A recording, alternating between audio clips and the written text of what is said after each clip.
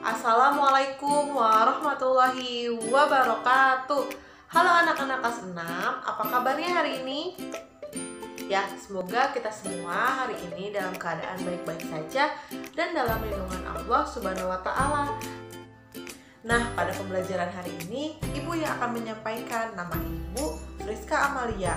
Nah, pembelajaran hari ini kita masih di tema 7 tentang kepemimpinan, namun sudah beranjak di subtema 3, yaitu Ayo Memimpin dan pembelajaran 1. Sebelum kita belajar, alangkah baiknya kita berdoa terlebih dahulu. Kita berdoa menurut agama dan kepercayaannya masing-masing. Berdoa dimulai. Selesai. Nah, setelah membaca doa, mari kita persiapkan alat tulisnya. Yuk kita masuk ke pembelajarannya. Sebelum masuk ke pembelajarannya, Ibu akan menyampaikan tujuan pembelajaran untuk hari ini.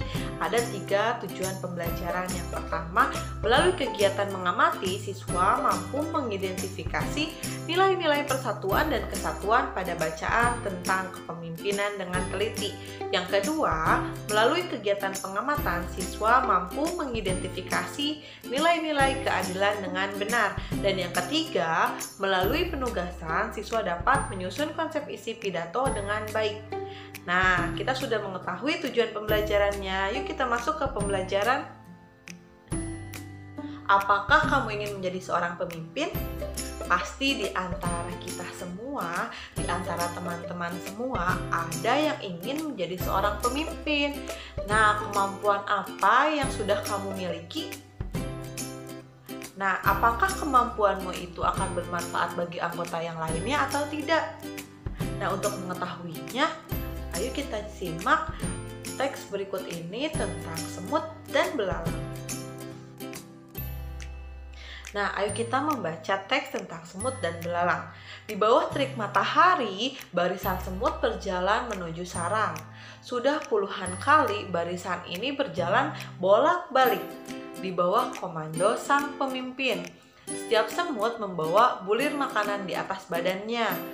Tidak lebih dari 1 bulir yang dapat dibawa oleh semut, hingga tak cukup sekali atau 2 kali mereka bolak-balik menuju sarangnya.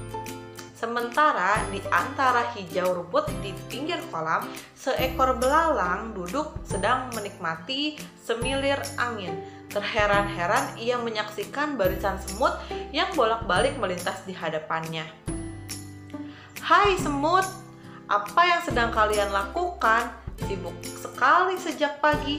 Tidakkah mondar-mandir di tengah terik matahari membuat kalian lelah dan berkeringat?" Seru belalang pada barisan semut. "Kami bekerja keras mengumpulkan persediaan makanan untuk musim dingin nanti. Barisan kami memang panjang, tetapi daya angkut kami tidak banyak. Oleh karena itu, kami harus mondar-mandir," ujar komandan semut menjawab pertanyaan belalang. "Hah, mengumpulkan makanan untuk musim dingin? Repot sekali, musim dingin kan masih lama. Sekarang nikmati saja terik mataharinya dan makanan yang berlimpah. Untuk apa sibuk dari sekarang?" ujar belalang sambil terkekeh mentertawakan semut-semut. Hahaha. Nah, hai belalang, seharusnya kamu melakukan hal yang sama. Serangga seperti kita ini harus bersiap-siap menghadapi musim dingin. Nanti, semua tanaman dan sumber makanan lain akan beku tertutup salju. Hembusan angin dingin akan membuat kita yang bertubuh kecil keluar sarang untuk mencari makanan, balas komandan semut. "Benar belalang, harusnya kamu mengumpulkan teman-temanmu untuk bekerja sama mengisi sarang dengan persediaan makanan.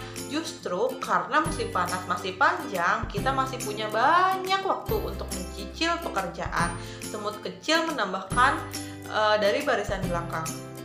"Ah, semua teman-temanku juga sedang bersantai. Terserah kalian sajalah kalau ingin merepotkan diri," ujar belalang. Begitu adanya, sepanjang musim panas, barisan semut sibuk bekerja, sementara belalang santai bermalas-malasan. Hingga tiba saatnya musim dingin, semut-semut nyaman bercengkrama di sarangnya yang berlimpah makanan. Bagaimana dengan belalang? ia meringkuk kedinginan dan kelaparan di balik dinginnya batu.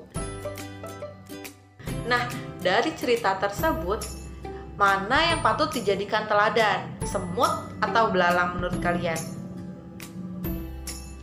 Nah, untuk tahu siapa yang patut diteladani, ayo kita jawab pertanyaan-pertanyaan berikut.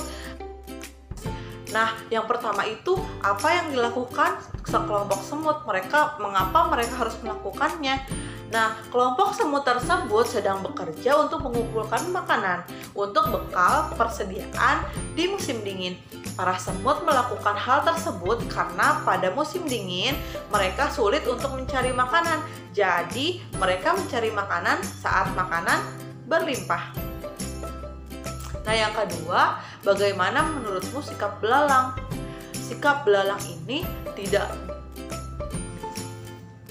Yang kedua, bagaimana sikap belalang?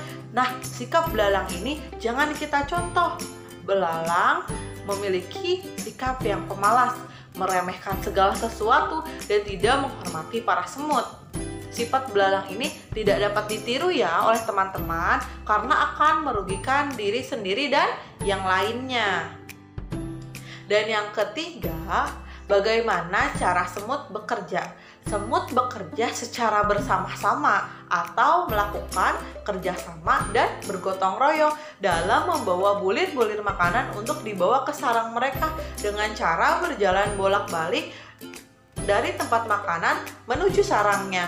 Selalu ada persatuan dalam pekerjaan mereka sehingga pekerjaan mereka akan menjadi lebih mudah dan lebih cepat dilaksanakan. Dan yang keempat, nilai-nilai baik apa yang bisa kamu teladani dari cerita semut dan belalang? Yang pertama ada nilai kerjasama, pantang menyerah, nilai persatuan dan kesatuan, nilai kebersamaan atau gotong royong, dan nilai kepemimpinan. Nah, selanjutnya di antara kita semua ada yang memiliki keinginan untuk menjadi seorang pemimpin. Nah, sebelum menjadi seorang pemimpin itu harus tahu kelebihan dan kekurangan yang ada dalam dirinya. Semut mencontohkan kondisi dirinya yang tidak dapat bekerja di musim dingin. Untuk mengatasinya, semut bekerja di musim panas agar mereka tidak kelaparan di saat musim dingin. Semut tahu kelebihan dan kekurangannya. Ia tidak sombong. Nilai-nilai itulah yang harus dimiliki oleh seorang pemimpin. Tulisnya seperti ini ya, di kolom-kolom ada kolom kelebihan, ada kolom kekurangan, dan apa yang akan aku lakukan dengan kelebihan dan kekurangannya. Nah, tadi kita sudah membaca teks tentang semut yang menerapkan beberapa nilai sosial dalam kehidupan. Terdapat nilai kerjasama, pantang menyerah, nilai persatuan dan kesatuan, nilai kebersamaan atau gotong royong, dan nilai kepemimpinan. Dan tadi juga kita sudah mengidentifikasi kelebihan dan kekurangan yang ada pada diri masing-masing. Nah, ketika kita hidup di masyarakat, kita harus menerapkan nilai sosial yang baik seperti menjunjung nilai tinggi kerjasama dan gotong royong. Nah, ketika kita hidup di masyarakat, banyak sekali kegiatan-kegiatan positif yang dilakukan. Nah, kegiatan-kegiatan positif yang dilakukan di lingkungan masyarakat ini menjunjung tinggi nilai kebersamaan atau gotong royong. Nah, di sini ada salah satu contoh pengamalan nilai kebersamaan dalam bermasyarakat, yaitu mendirikan koperasi masyarakat. Sejahtera bersama koperasi. Secara sukarela, sebagian besar guru dan karyawan di SD Palapa menjadi anggota koperasi karyawan. Koperasi ini didirikan sejak 5 tahun yang lalu. Terasa benar oleh mereka manfaat menjadi anggota koperasi ini. Sebagian guru dan karyawan memiliki usaha kecil, dapat bekerja sama dengan unit usaha koperasi untuk mengembangkan nilai usaha mereka. Sebagian besar lagi merasakan manfaat dari unit simpan pinjam. Pada akhir tahun diadakan rapat anggota koperasi. Seluruh guru dan pegawai SD Palapa hadir. Pada rapat ini, Pak Badru sebagai ketua koperasi periode 2012 sampai 2014 akan melaporkan pencapaian selama setahun sekaligus membuka penerimaan anggota baru. Kata Pak Badru, Bapak dan Ibu guru serta seluruh karyawan SD Palapa yang saya hormati, tidak terasa Sudah 1 tahun saya menjalankan kepercayaan dari Bapak dan Ibu untuk memimpin koperasi karyawan kita. Sudah beberapa tahun kita bersama-sama merasakan manfaat organisasi kecil ini. Perlu kita ingat kembali bahwa tujuannya mendirikan koperasi bukan untuk mencari keuntungan. Koperasi karyawan kita dirikan untuk meningkatkan kesejahteraan bersama. Semua anggota memiliki kesempatan yang sama untuk menikmati hasil dari berkembangnya usaha bersama ini. Bapak dan Ibu, kekeluargaan dan kebersamaan merupakan modal utama dalam koperasi ini. Peduli terhadap jalannya usaha koperasi menjadi kewajiban setiap anggota, bukan hanya tugas ketua pengurus atau pengurus. Semua memperoleh kesempatan untuk belajar. Secara mandiri, kita menetapkan jenis usaha koperasi yang dijalankannya, pengurus yang melaksanakan, anggota yang mengawasi dan memberi masukan.